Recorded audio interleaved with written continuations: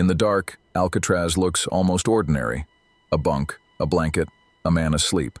But the closer you get, the more the details feel wrong. A face on a pillow, still, crude, and somehow convincing.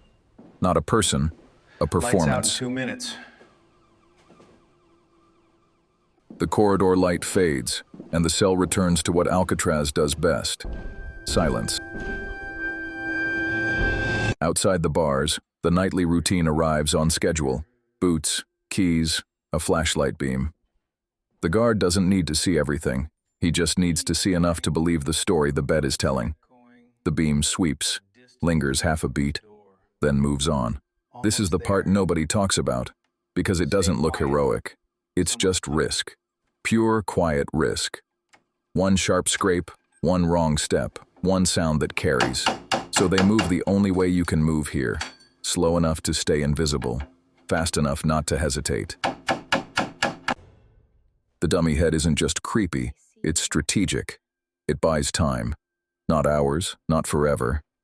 Just enough minutes to stay ahead of suspicion. In a prison like this, minutes are the difference between a headline and a body count. Then they stop. A rectangular breach, half concealed, easy to miss unless you already know it exists. A loose cover, a tight opening, and the decision that changes everything. They don't pass it. They enter it, one by one, disappearing into a space meant for maintenance, not escape. This wasn't a single night's idea. It was planning measured in weeks. Small tools, makeshift materials, ordinary objects turned into leverage. Nothing here screams escape. That's why it works. And then there's the bay, not as scenery, as the final enforcement arm of the prison. They fold and press seams with the seriousness of men who understand the math. Water that cold doesn't negotiate. It only reduces you.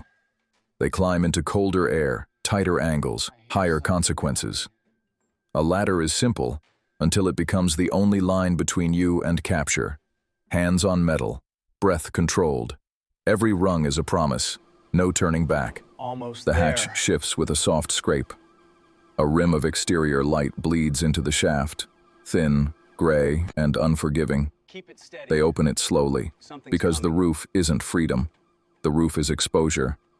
This is where time stretches. An open patch of rooftop feels like a stage. They cross it with controlled speed. No panic, no sprinting, because panic is noise. They freeze when they have to, and continue when the light passes. Then they reach the edge, and Alcatraz reveals what it truly is. Not walls, not bars, but geography. Cold wind off the bay, black water below, a distance that looks small until you imagine swimming it. They don't celebrate. They don't speak. They just look out at the water, because now the prison is behind them, and the real problem is in front of them. A bundle of materials, a plan held together by nerve, and a bay that has ended stronger men than this. What happens next is the part history can't fully agree on, and that uncertainty is exactly why this story never let go of the public imagination.